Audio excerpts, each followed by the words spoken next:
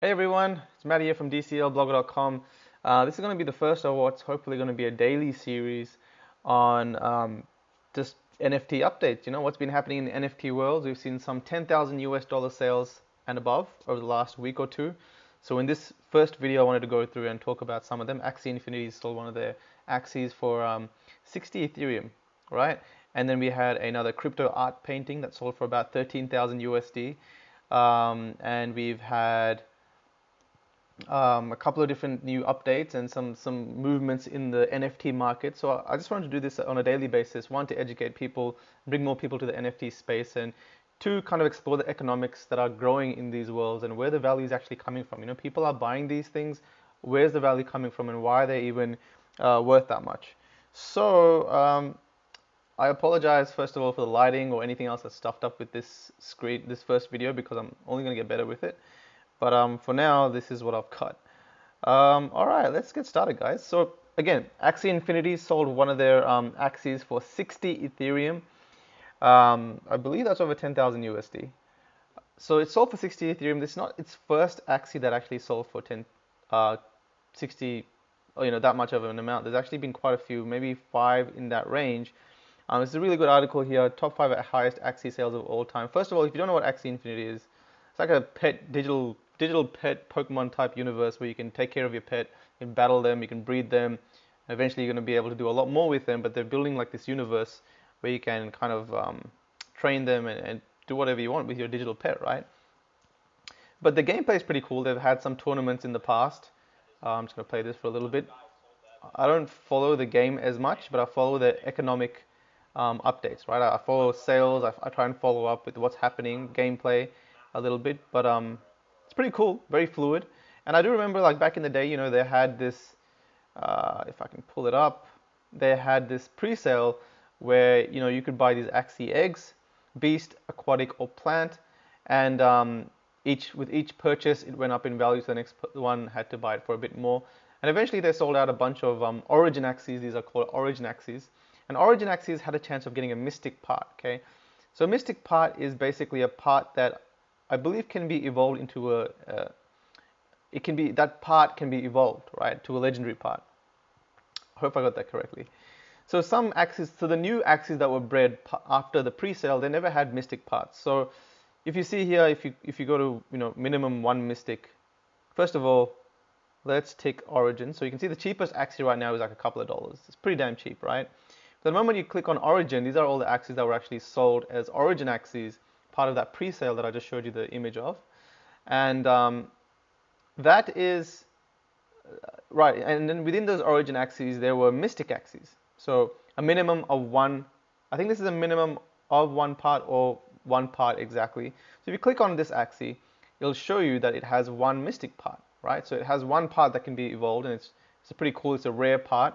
It's rare to get mystic Axies, and then some of these Axies that you could have got during the Origin, during the pre-sale, they had like 3 or 4 mystic parts. So some of them actually even had 4 mystic parts in the one Axie. And obviously that made them even more rare, even more special. And that's basically where the values come from. So you can see that a lot of these top fives, especially like this one over here, Angel, that just sold, if I open it up, let's see if it's got any mystic parts. Most likely it's going to have a few. So 1, 2, 3 mystic parts, right? So Origin Axies are probably they're the most scarce because there was only a limited amount of them sold. They were the original Axies ever sold during the pre-sale, and then you have the mystic ones they're going to be quite rare. Like if this game blows up, there's not going to be many people that have mystic Axies. So the more mystic parts you have in your Axie, the more value there is in it. And that's basically why that one sold for 10,000 USD plus of 60 Ethereum, because there's really not that many of them. Okay, and it's a pretty damn big sale, 60 Ethereum. And we've had some other sales, 85, 110 Ethereum. Let's see this one. I believe that's a reptile one, and reptiles are quite rare. 1, 2, 3 mystic parts. So very interesting. It's great to see the game developing, and I definitely keep an eye on these guys. So that is Axie Infinity for you. Some of the gameplay. You can get involved. Join their Discord. They're really, really friendly.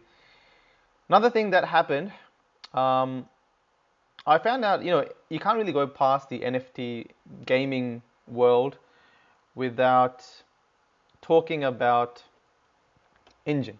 So Enjin Coin or Enjin platform is basically a platform that they've made to help game developers integrate tokenizing their game assets. So game developers can focus on building out a beautiful game, which has been done here. You can see here Forgotten Artifacts, which seems like a pretty cool game. Um, but these items have been tokenized, and you can actually buy and sell these items in Enjin, on Enjin with the Enjin wallet, or on OpenSea or wherever, right? So it's quite interesting, but again, like I'm a guy that's driven by volume. Like I want to see, I'm very interested in the financial aspect. I'm interested in putting my investment, getting more than that investment back, making money on those investment. I'm not really that fond of playing a game to make money. I'm a trader, right? I like to buy and sell. So I'm driven by volume, and it's interesting for me that I've just come across this just recently, but you can actually see the marketplace rankings of these games and see how much volume they're doing, right? Collectively, it's not too much. In fact, individually, it's not too much. Weekly volume, so for 7 days, um, I think one Enjin coin is about 10 cents at the moment. Let's just say 10 cents. So this one's done about 1,200 USD, if I'm not mistaken, by my math, in the last 7 days. Collectively, I think they've done about 5 to 6,000 USD. They're growing, and I hope like some of these games really pick up and take off, because if they do, and in-game, trading happens more frequently, it's quite interesting how they've got their platform set up. So the different game developers are friends with each other. So you can, you can buy a sword in one game, and that sword can be recognized in another game as a pet or something like that. So the great thing about NFT is the interoperability factor, where you can actually use those items or those NFTs in different games, and it's really cool because I can make a game right now, and I can say, hey, for your Decentraland land or your Crypto Voxels land, you can come in my world, and that's going to be recognized, and I'm going to give it some features. Maybe you can have a pet or something with that land coordinates. Who knows? Like, you can do whatever you want, right? It's pretty damn cool. But it's worth noting down that Enjin have their own marketplace rankings and their own kind of rankings to keep a note of and to see what's going on. That being said, let's move on to OpenSea rankings, which keeps a track of all our favorite games. You can see Decentraland's kind of just taken off in terms of it's like first place, not by a mile actually. CryptoVoxel isn't too far behind. These digital universes guys are like a platform, right? So these are a platform. These aren't games. I wouldn't call Decentraland a game. I wouldn't call Crypto Voxels a game. It's a platform where artists can come, game builders can come, business creators can build things on. You can build experiences on them, and it's really whatever you want to build, you can make on them, right? You're only limited by your imagination. So these are more platforms of digital online metaverses where you can actually build things. And I feel like as a platform, as a structure, as a foundation, you're going to have a lot more scope to grow than a game, because that game can be built on top of a platform like Decentraland or CryptoVoxels. But for this particular case, what I wanted to talk about is the fact that Decentraland Wearables are kind of growing in volume. Now, I didn't really care about Decentraland Wearables because I only care about where the volume is, the top volume projects, because that's where the buy and sell opportunities are. But now I'm thinking about it, Decentraland Wearables have been growing up quite a lot. I mean, they're ahead of CryptoKitties and some of these other games at the moment. And I know there was some really big sales happen recently. I think there was 150,000 mana sale. And the reason why these are why Decentraland Wearables are actually starting to have some sort of value is because some of these items, there's only like 10 of them in the whole of Decentraland. Okay, and that goggle I showed you was one of them. But basically, you can buy different wearables that allow you to customize your player in game, right? So this is my player in game, and you can see I've got some mythic items, which are these pink star ones, I believe. I've got about 3 of these, 4. I've actually got 3 in my other account as well, so that's 7. And I think mythic items, there's only 1 in 10 of them. Sorry, there's only 10 of those in the whole game each. So these pants, there's only 10 of these pants, 10 of these tops, these masks and all that stuff. I think there's like 100 of them. But basically, it's kind of like, I don't know if you guys ever played RuneScape, but in RuneScape, there was like party hats, right? And party hats wasn't anything special, but if you wore them, there was a limited amount of them kind of released in Decentraland, in RuneScape. So if you wore your party hat, or if you had those party hats, they went from being worth like hundreds of thousands to millions, right? I think even billions at some stage. It was just ridiculous.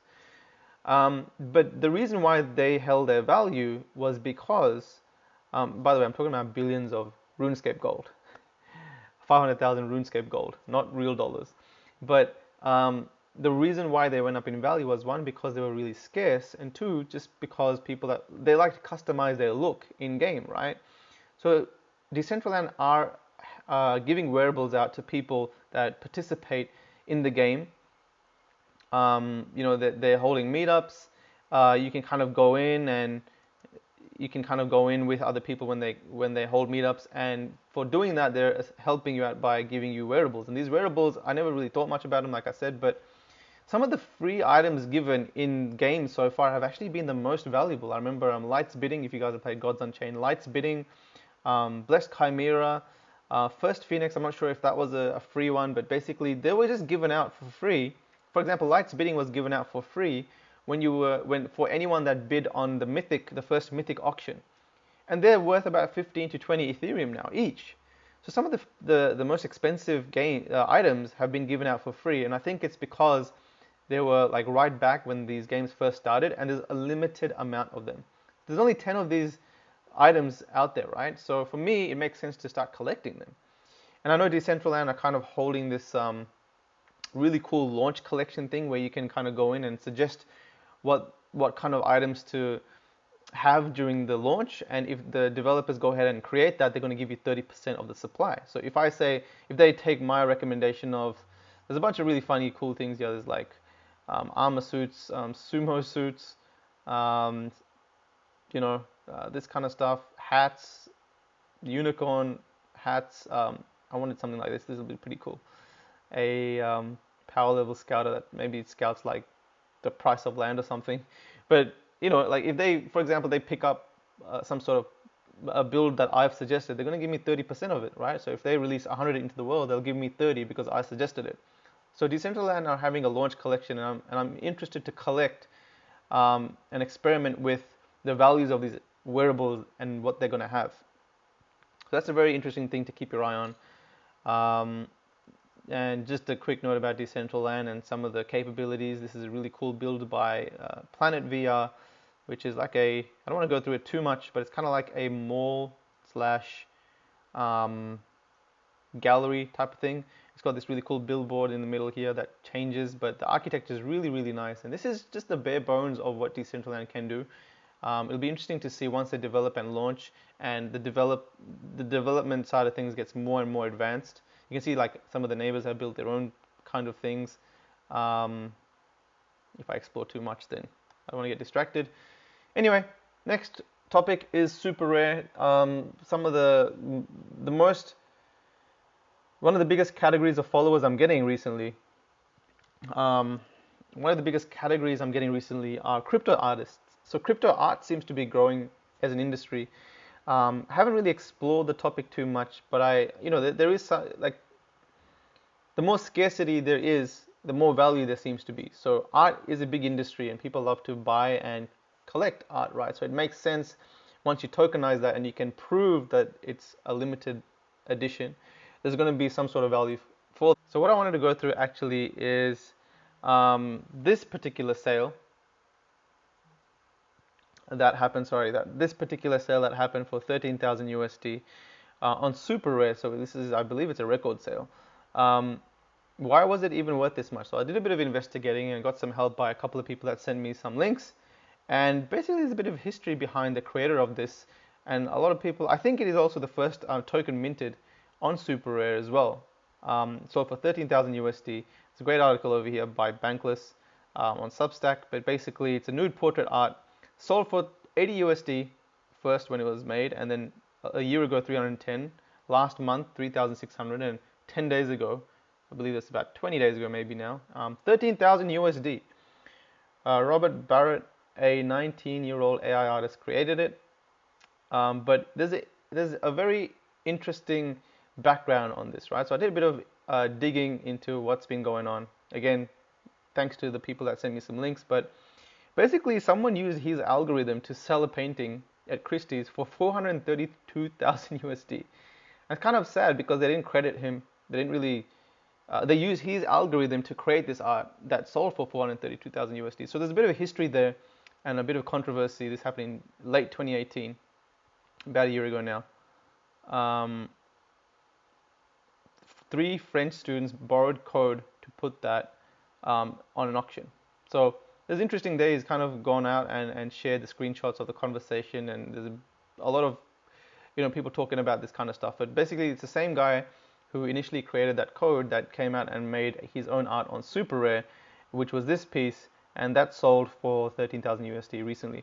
But if you check out his profile, there's a bunch of different art that you can see. He's made 314 pieces, and if we go through his creations, I don't think he owns any. He's pretty much sold all of them. But so this is the first one, right? So if you click on it, you can kind of see the sale history and what's been actually happening in it.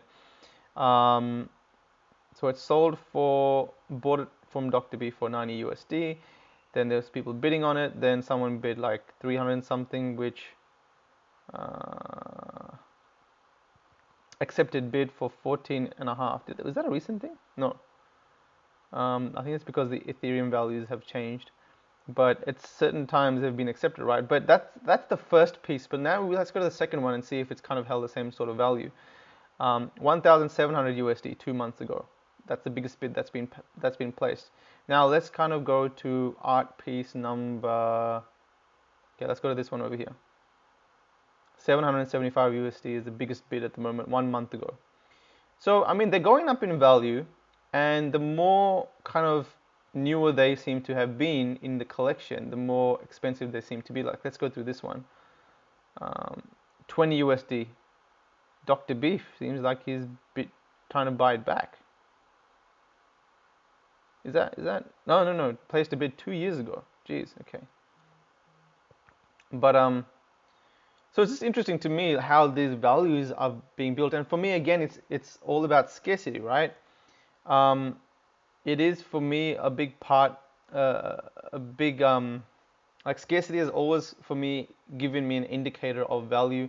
When there's a limited amount of items in a certain game, they've held their value. So it'll be interesting to see, like, once a lot of artists come on board and there's like literally tens of thousands, hundreds of thousands of crypto art being sent out there into the universe, because crypto art can be made so quickly, and you can say, oh look, I'm going to make 10 pieces of these limited edition. Suddenly you press a button or you spend a bit of time on it, and you can distribute it all around the world. Now once there's tens of thousands, hundreds of thousands of art pieces out there, are they going to hold value? Are newer artists going to be able to come in and start to sell their art for big pieces of money? Like, which artists are actually going to be known as celebrity artists, I guess, and their pieces are going to be worth anything? So it'll be interesting to watch how that kind of goes across. That's it, guys. Let me know if you guys enjoyed the video, and I'll see you in tomorrow's one, hopefully, and we'll talk about, I don't know, I haven't decided yet, but I'll think about something.